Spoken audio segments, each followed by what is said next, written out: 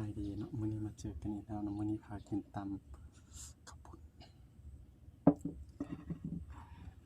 เป็นอะไรไปกินกันเลยยังมีวันแมงวันน้อยนึงเดี๋ยวมื้อนี้พอกินอยู่นอกบ้าน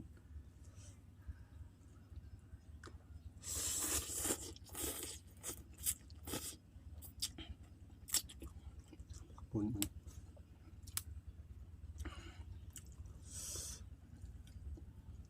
สดสิต่างกองได้น้ำมันดูดกลับแล้ว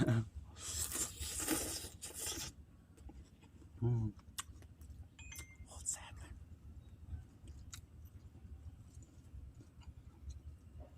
ปลากระจอก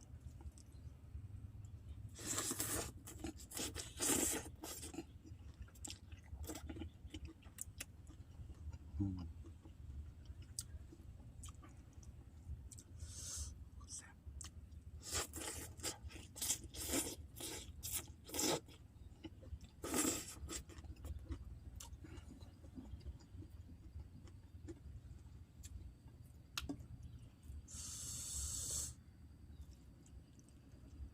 ฮ้อนหลาย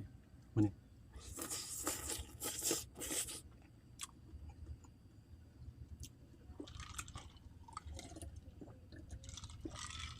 มื้อใดก็ฮ้อนให้แล้วเนาะ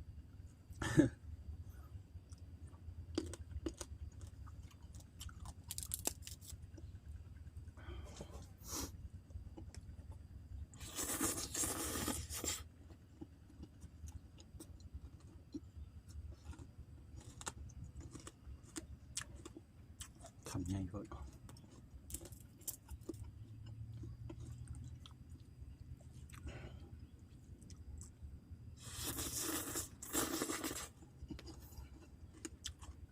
โคตรสะใจยำฮ้อนๆมื้อนี้กินตำเผ็ดๆ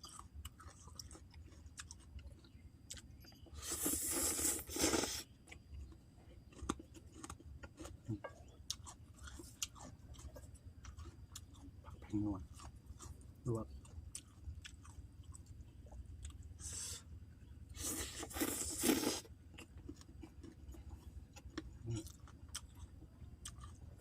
อันนั้นเป็นต้นเครือทั่วภูเด้อเริ่มเป็นมากน้อยอ่ะจะน้อยจะได้เอากลับมากับตำละ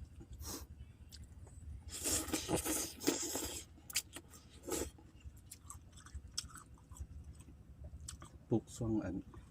โควิดใหม่ๆ อยู่บ้านได้กินผักละ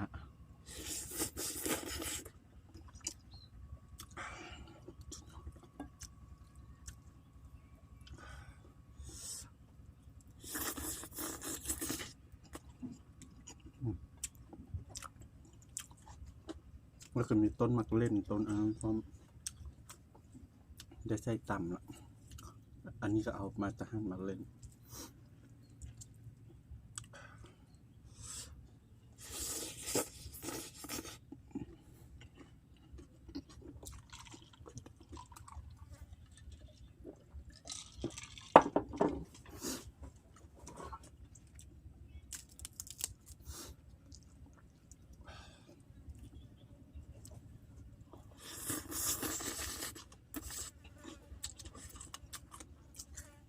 มีแมงวันน้อยนึงแล้วอยู่นอกบ้าน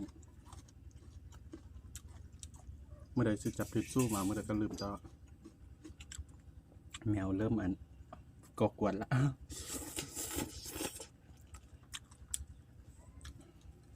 แมว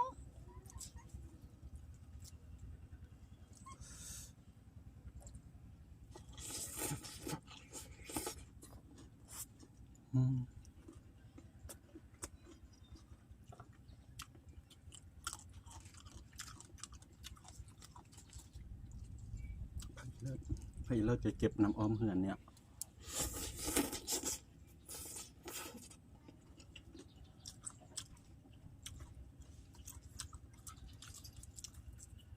ใบขิงนี่ก็ปลูกอ้อมเหือน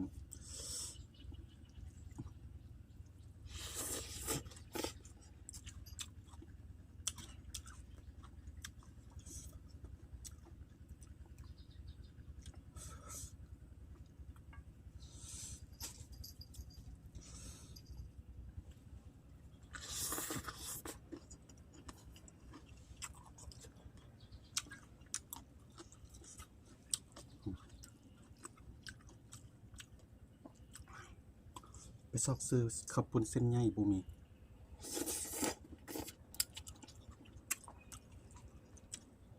มักเส้นข้าวปุ้นเส้นใหญ่หลายกว่า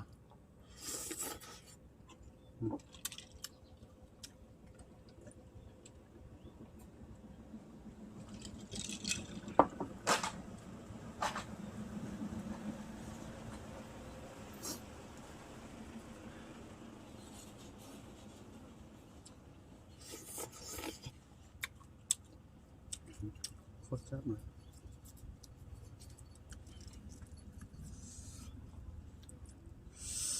เผ็ดเบิ่งสีมันโคตรเผ็ด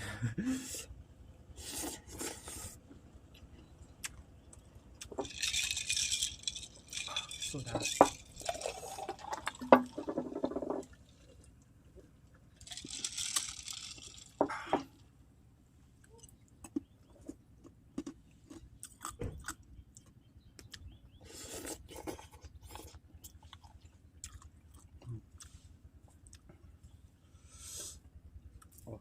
เหมือนวัน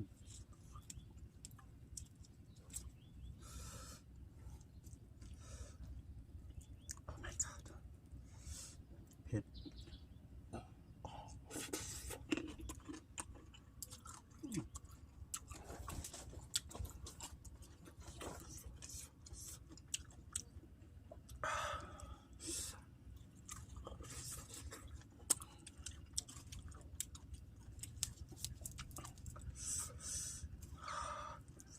โคตรเผ็ด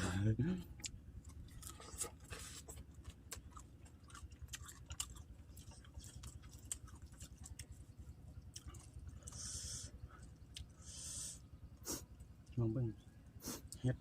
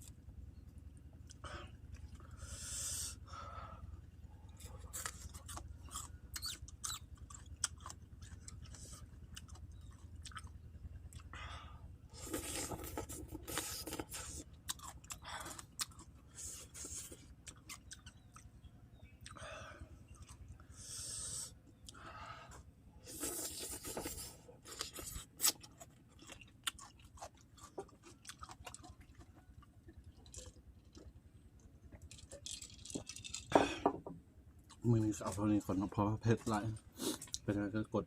ฝากกดไลค์กดแชร์กด Subscribe เด้อสบายดี